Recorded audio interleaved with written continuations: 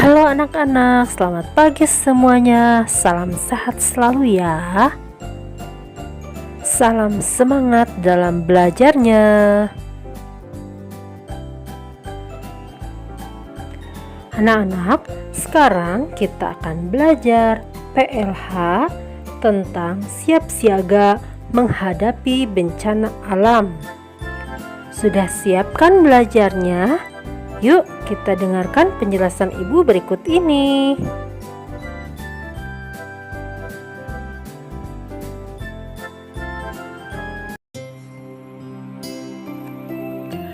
Anak-anak, bencana alam bisa terjadi kapan saja, tidak bisa kita duga.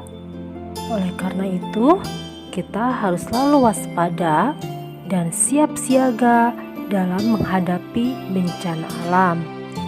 Bencana alam longsor, banjir, gempa bumi, semuanya bisa datang kapan saja, bisa pagi, siang, ataupun malam ketika kita sedang tidur.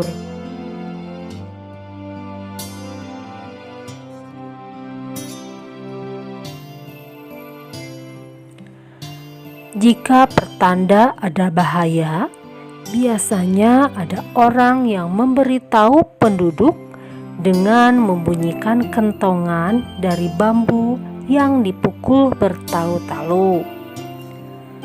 Kentongan ini biasanya tersimpan di pos ronda yang berada di sekitar rumah warga.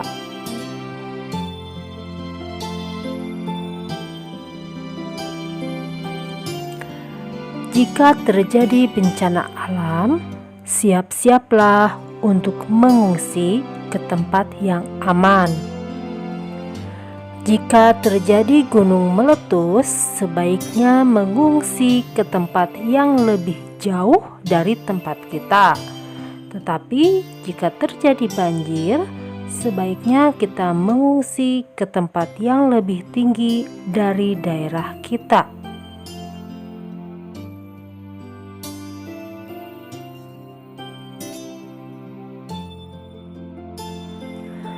Contoh siap siaga jika kita akan mengungsi.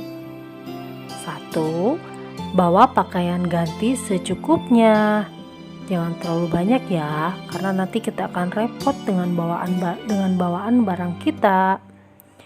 Kemudian yang kedua, siapkan masker untuk hidung.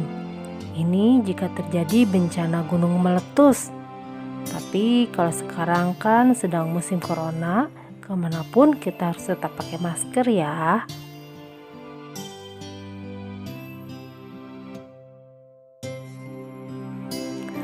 Yang ketiga, masukkan surat-surat berharga ke dalam tas. Ya, harus ada koper tersendiri untuk surat-surat berharga itu supaya tidak rusak. Kemudian yang keempat, matikan aliran listrik. Nah, sebelum kita pergi, jangan lupa aliran listrik yang ada di rumah kita dimatikan.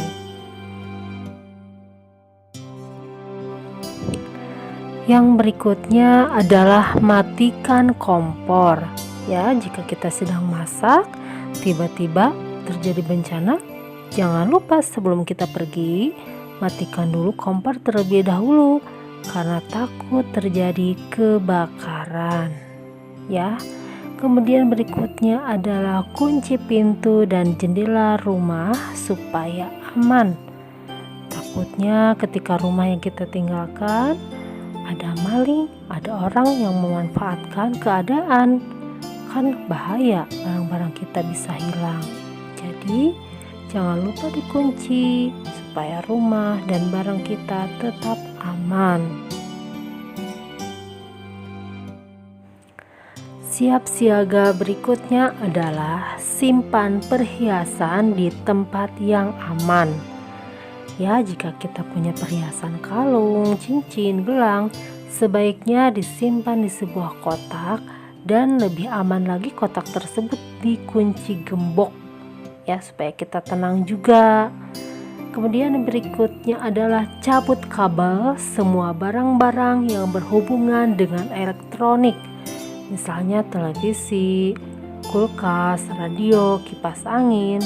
Jangan lupa semua dimatikan, dicabut, di-off-kan, supaya barang-barang elektronik kita juga aman. Yang terakhir, simpan barang-barang di tempat yang tinggi supaya tidak terendam air saat banjir datang. Nih, coba lihat. Jadi ada rak yang tinggi ya.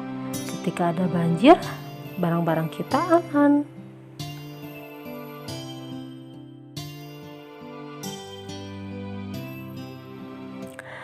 Anak-anak, apa saja sih contoh surat-surat berharga yang harus kita amankan? Dan mengapa surat-surat itu harus kita amankan? Nih, berikut adalah contoh surat-surat berharga yang harus kita amankan, yaitu 1. Sertifikat rumah, 2. Sertifikat tanah, 3. Akta kelahiran kita dan keluarga. Kemudian keempat, kartu keluarga, STTB atau surat tanda tamat belajar, kemudian buku rapot, KK atau kartu keluarga, KTP atau kartu tanda penduduk, SIM, surat izin mengemudi, dan yang terakhir STNK, surat tanda nomor kendaraan. Mengapa sih surat-surat itu disebut surat berharga dan harus kita amankan? Ada yang tahu, anak-anak? Nah, surat-surat itu mengapa disebut berharga? Karena untuk memperoleh surat-surat tersebut tidak mudah, harus membutuhkan waktu atau proses yang cukup panjang. Misalnya untuk STTB, pasti itu butuh proses yang panjang kita mendapatkannya. Kemudian untuk surat akta lahir juga itu perlu proses, tidak mudah untuk membuat akta tersebut. Sekarang, barang-barang apa saja sih yang dapat dibawa ke tempat pengungsian? Yaitu 1. Perhiasan, asalkan di tempat yang rapih ya. Dibawanya kemudian laptop, handphone, karena dipakai untuk komunikasi kita dengan saudara yang jauh. Kemudian pakaian ganti dan selimut. Kalau ada yang bertanya misalnya, Bu, boleh nggak bawa radio ke tempat pengungsian atau bawa televisi? Sebaiknya tidak usah ya kalau radio atau televisi itu, karena selain bawa berat, juga mungkin kita akan repot untuk membawanya. Anak-anak, jika kita mengungsi, sebaiknya jangan kembali dulu ke rumah sebelum keadaan dinyatakan aman. Mengapa demikian? Karena takutnya di tempat yang kita tinggalkan yang terkena bencana itu masih sangat berbahaya. Sebaiknya kita dengarkan instruksi atau perintah dari petugas atau dari pemerintah yang menanggulangi masalah bencana alam.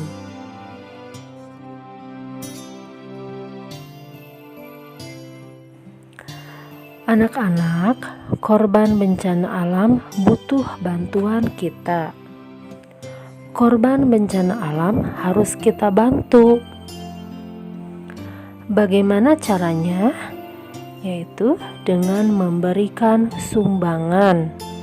Mereka pasti kedinginan, bisa jadi kelaparan, ya, karena mereka tinggal di tenda-tenda yang apa adanya dan tentunya tidak senyaman seperti di rumah sendiri.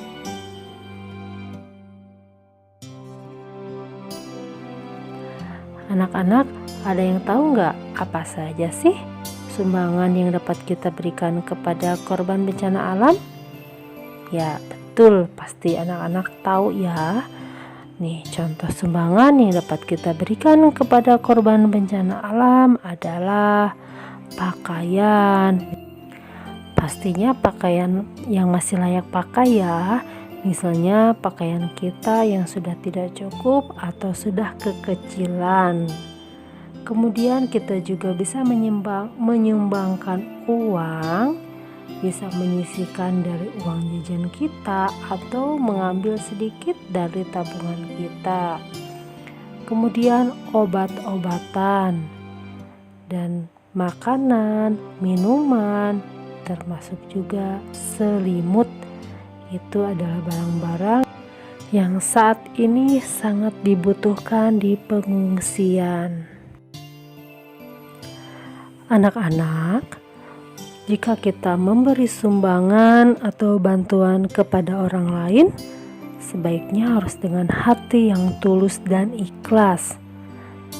Tulus ikhlas artinya tidak mengharapkan imbalan atau balasan. Masih ingat kan kalian dengan pelajaran PKN pelaksanaan sila kedua? Ya, tentang tulus dan ikhlas membantu orang lain.